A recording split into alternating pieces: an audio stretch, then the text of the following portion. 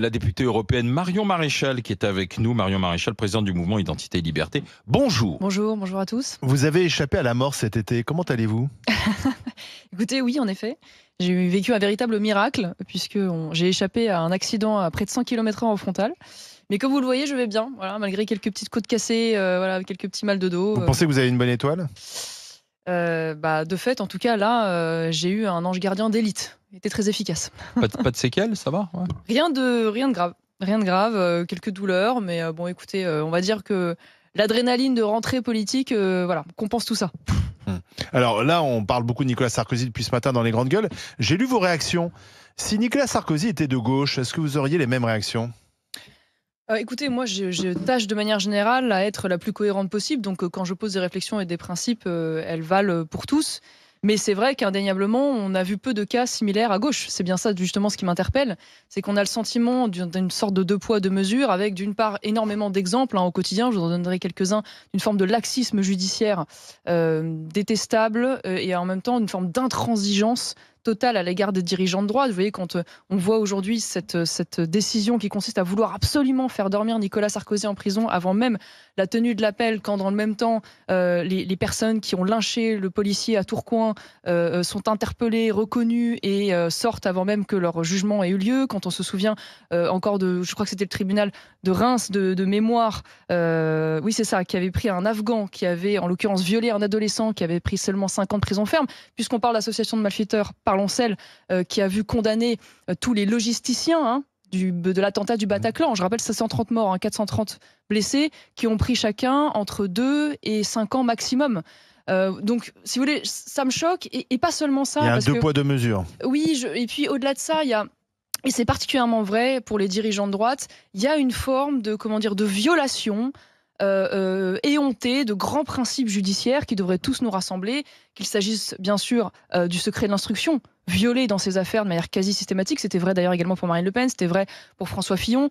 La présomption d'innocence de fait, le double degré de juridiction, c'est-à-dire qu'en fait, moi je suis pour la justice pour tout le monde, mais je considère que tout le monde doit être à la même enseigne. Et excusez-moi, j'en finirai par là, parce que je crois que c'est ce qui me dérange le plus dans cette affaire, c'est on a quand même le sentiment, pas seulement un sentiment d'ailleurs, assez bien documenté, d'une forme de mécanique bien huilée là, qui voit une association de malfaisants là pour le coup, à la fois Mediapart, Parquet national financier, juge rouge, qui dans une forme oui c'est ça, de mécanique, voit une petite équipe, parce que c'est toujours la même. Je ne sais pas si vous avez noté que l'une des magistrates du Parquet national financier était la même d'ailleurs qui a été engagée dans l'affaire de Marine Le Pen, et l'une des magistrates qui juge Nicolas Sarkozy était la même. Qui a jugé Fillon. Exactement, qui a jugé Fillon, et dont on apprend, pardonnez-moi, qu'elle a par le passé manifesté politiquement contre Nicolas Sarkozy. Oui, parce qu'elle a été engagée syndicalement. Ouais. Voilà, donc tout ça est quand même extrêmement gênant, si vous voulez, pour la confiance que les Français peuvent poser sur une association de malfaisants. C'est très grave comme attaque. Oui, parce que je note que le Parquet national financier a plus de mal, par exemple, à bouger quand il s'agit d'aller traiter, par exemple, les frais de mission indus de Madame Anne Hidalgo à la mairie de Paris. Voilà. Je constate qu'il y a quand même une attention, une célérité de la justice, des décisions particulièrement lourdes et qui m'inquiètent, parce que quoi qu'on en pense, même si les affaires sont très différentes, à l'issue de tout ça, on voit quand même successivement un candidat à la présidentielle, François Fillon, empêché. On voit une candidate à la présidentielle la mieux placée, empêchée de pouvoir se présenter. Et on voit un ancien président de la République, sans rentrer sur le fond de l'affaire, qui n'a même pas le droit à l'appel et qui va donc dormir en prison. D'accord, mais Marion Maréchal, on pourrait vous répondre que peut-être que les dirigeants de droite se comportent moins bien que les autres.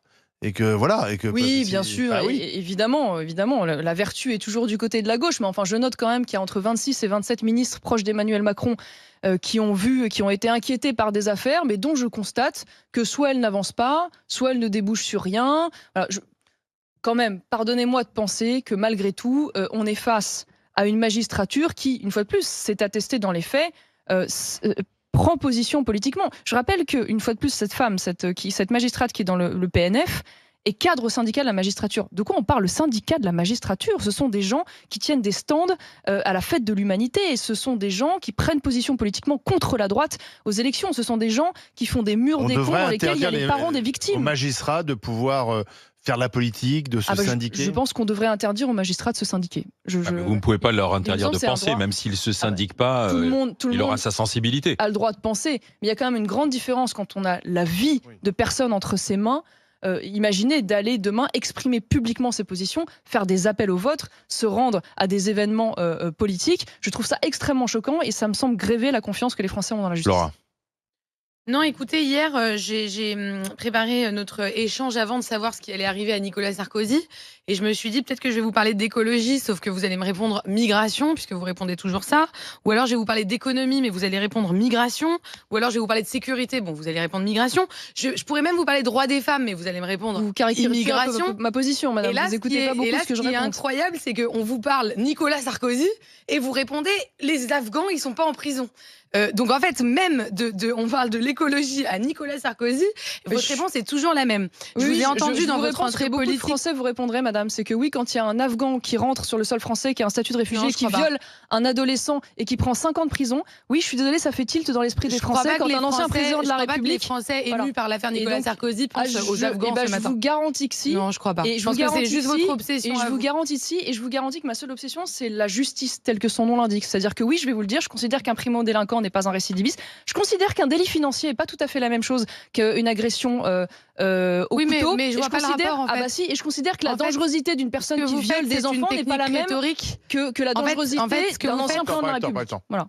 Oui, Donc, mais ta en fait, question, Flora, ta question. non, bah ma question elle est simple. Pourquoi vous liez Il tout n'y a à rien de l'immigration caricatural. Hein, et comment vous faites de cette obsession votre colonne vertébrale politique idéologique? C'est votre droit, mais auquel cas vous n'êtes pas, enfin vous êtes députée européenne, vous avez plus que l'immigration comme sujet à traiter, donc c'est un peu limitant quoi, c'est tout. Alors, c'est plus une réflexion. Madame, manifestement, vous dites avoir travaillé cette intervention, manifestement pas tant que ça, parce que si vous travailliez un peu davantage, vous auriez vu l'ensemble des interventions que j'ai faites depuis un an au Parlement européen et vous auriez vu que je traite de sujets extrêmement variés. Pardonnez-moi, de vous rappeler que cette obsession, comme vous l'appelez, prenons ce mot si ça vous fait plaisir, elle est précisément partagée par l'immense majorité des Français.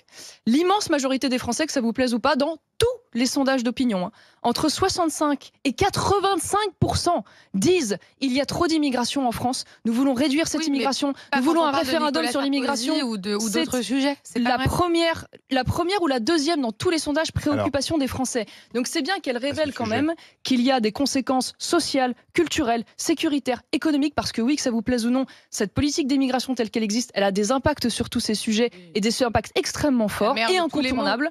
Que oui, on en parle. Alors, Je suis désolée de vous dire que votre justement, aveuglement écologiste ne me à surprend ce pas, mais sujet, il est pas Donald celui des Trump, Français. c'est il y a quelques jours devant la tribune des Nations Unies, a fustigé les Européens qui sont en train de mourir car ils ne font rien contre l'invasion migratoire.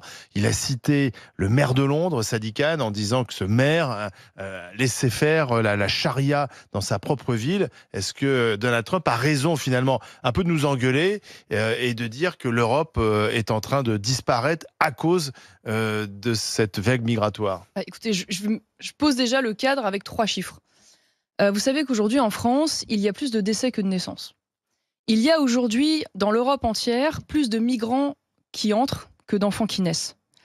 Et il y a chaque année au Nigeria plus de naissances que sur l'ensemble de tous nos pays européens. Ça veut dire quoi ? Ça veut dire que la situation migratoire telle que nous la vivons aujourd'hui, avec toutes les conséquences extrêmement lourdes, hein, parfois douloureuses et parfois même dramatiques. Je en parlais à l'instant sur le plan sécuritaire, sur le plan culturel, sur le plan économique, sur le plan social. Ça n'est même pas le début. Ça n'est même pas le début de la crise migratoire. Oui, mais Et s'il n'y a plus de naissance, on aura justement besoin de cette main-d'œuvre. Je vais au bout du raisonnement. Et ce qui m'interpelle et ce qui m'a frappé dans ce discours de Donald Trump, vous avez raison, c'est qu'on a l'impression d'avoir un président américain qui est plus conscient des menaces graves qui pèsent sur l'Europe que les dirigeants européens eux-mêmes. Et pas seulement conscient, même inquiet. On a l'impression que c'est lui qui s'en inquiète le plus. Donc moi, je trouve que ce discours est bienvenu, parce que s'il peut permettre encore davantage de bousculer les esprits et d'appeler à une réaction, tant mieux. Mais ce que je note malheureusement, c'est que nous sommes encore très loin d'avoir une réaction concertée au niveau européen. Dire il y a moins de naissances, il y a trop de migrants, mais enfin les migrants viennent aussi pallier le fait que nous sommes un continent vieillissant qui aura besoin d'une main-d'œuvre que malheureusement nous ne fournissons plus par la naissance. Précisément le sujet. C'est que depuis des années, au lieu de mener une politique familiale, au lieu de mener une politique nataliste, qu'est-ce qu'on a fait ? On a recouru à l'immigration. Même pas de travail, d'ailleurs. On a régularisé bien souvent des clandestins qui sont rentrés illégalement sur le sol français pour pallier à ces difficultés au lieu d'anticiper le problème. Et on continue de faire ça aujourd'hui. Pourquoi ? Parce que c'est commode, parce que c'est moins coûteux, parce que c'est idéologiquement plus flatteur, parce qu'aujourd'hui, parler de famille, parler de naissance, c'est antiféministe, c'est conservateur, c'est réactionnaire. Comment on pousse les femmes à faire des enfants ? Je vais vous dire, c'est très simple. Si vous regardez les chiffres sur le sujet... C'est pas qu'en France, hein, c'est partout dans les pays occidentaux. Sauf que ce qui est malheureux quand on lit les chiffres, c'est qu'il y a une différence entre le désir d'enfant et les enfants véritablement obtenus. Ça veut dire qu'il y a beaucoup de gens, des millions de Français qui dans ce pays aimeraient avoir davantage d'enfants et qui ne le peuvent pas, pour des raisons bien souvent d'ailleurs économiques. Et donc la question, c'est de savoir comment on répond à ce désir d'enfant sur évidemment la politique économique qu'on mène, avec un travail qui devrait mieux payer et une meilleure conciliation de vie professionnelle et vie personnelle. Je veux dire, moi je suis une maman, j'ai des enfants, je peux vous dire que le sujet de l'accès à la crèche, on est obligé de se le poser 10 mois avant la naissance, sans même avoir la certitude d'avoir accès à une crèche. Je veux dire, et j'ai la chance de vivre dans un endroit urbain, dense, plutôt favorisé. Donc imaginez pour les Françaises qui vivent dans des endroits Vous êtes contre l'IVG ? Je suis absolument pas contre l'IVG. Je n'ai jamais milité. Non, mais bon, pour le coup, on va revenir à vos obsessions à vous, si vous le voulez. En revanche, je crois qu'il y a beaucoup de femmes aujourd'hui qui aimeraient pouvoir faire autrement que d'avorter et à qui on ne donne pas les moyens de pouvoir éviter cet avortement. On en parlait à l'instant, notamment sur les questions économiques. Alors, on va vous faire écouter Marine Le Pen à propos de l'union des droites. Moi, je ne suis pas pour réunir la droite. Vous le voulez ? Mais pardon, mais moi, je ne suis pas là pour sauver la droite. Moi, je suis là pour sauver la France. Ouais. C'est pas exactement pareil. Moi, j'ai été élu, je suis élu, et j'ai été réélu dans une circonscription qui a été pendant 80 ans socialo-communiste. Il y a donc bien des socialistes et des communistes qui un jour se sont mis à voter pour le Rassemblement national. Oui. Je ne compte pas leur fermer la porte au nez. Mais pour faire l'union des droites, il faut se positionner à droite. Moi, je me positionne au-dessus de cela. Voilà, je suis ni de droite, ni de gauche. L'union des droites, ne pas faire l'union des droites, c'est une faute ? Oui, ça vous aura pas échappé qu'aujourd'hui, si je ne suis pas au Rassemblement national, c'est précisément parce que j'ai un certain nombre de différences, voire de divergences sur des propositions. Celle-ci, bien sûr, en fait partie. Et je fais partie de ceux, pour le coup, qui, avec Marine Le Pen et d'autres, appellent à la dissolution, au retour aux urnes. Mais je pose une question préalable. Retourner aux urnes, c'est bien, mais pourquoi faire ? C'est-à-dire que si dans la configuration actuelle, et c'est ce que disent les sondages, on se retrouve au lendemain de l'élection avec une absence de majorité absolue de nouveau, et donc une impossibilité de pouvoir constituer un gouvernement cohérent, et donc de mener une politique cohérente, ça n'a pas d'intérêt. Et je le dis, mais je le dis non pas parce que je veux sauver la droite, je m'en fiche de sauver la droite dans l'absolu, c'est pas mon but. Je le dis parce que je ne vois pas d'autre chemin d'alliance, ou alors va falloir me les montrer et me les expliquer, que celui de la coalition des droites. J'ai la faiblesse de penser que oui, il y a suffisamment de choses en commun, malgré des singularités, malgré des différences entre eux aujourd'hui. Marine Le Pen, Jordan Bardella, Laurent Wauquiez, Bruno Retailleau, Éric Zemmour, même Nicolas Dupont-Aignan, moi-même, pour qu'on soit capable de se mettre autour de la table et de dire « Ok, on a conscience de l'urgence migratoire. Globalement, on a à peu près envie de libérer les classes moyennes des impôts. On sait qu'il y a un besoin de restauration de l'autorité de l'État et d'une politique pénale plus ferme. Bon, commençons par ça, discutons-en. Et pour ce sur quoi on n'est pas d'accord, on va négocier et on va faire des compromis. C'est ce que font tous les pays du monde. C'est ce qu'a fait Giorgia Meloni en Italie. Que tout le monde aujourd'hui en fait un modèle de Giorgia Meloni. Marine Le Pen ne veut pas être Meloni. Tirons les conclusions. Elle a une autre stratégie. Et ça fait précisément, c'est le rôle et la mission que j'essaye de me donner, c'est de bousculer ça. C'est pour ça d'ailleurs que j'ai fait intervenir Giorgia Meloni lors de notre événement de rentrée, parce que je pense que c'est une voix aujourd'hui qui porte à droite, qui est entendue, au-delà d'ailleurs, on va dire simplement des LR. Tout le monde l'érige en modèle pour ses résultats économiques, sa fermeté migratoire, très bien. Allons au bout du raisonnement. Le succès Meloni, c'est aussi un succès de coalition. Merci Marion Maréchal.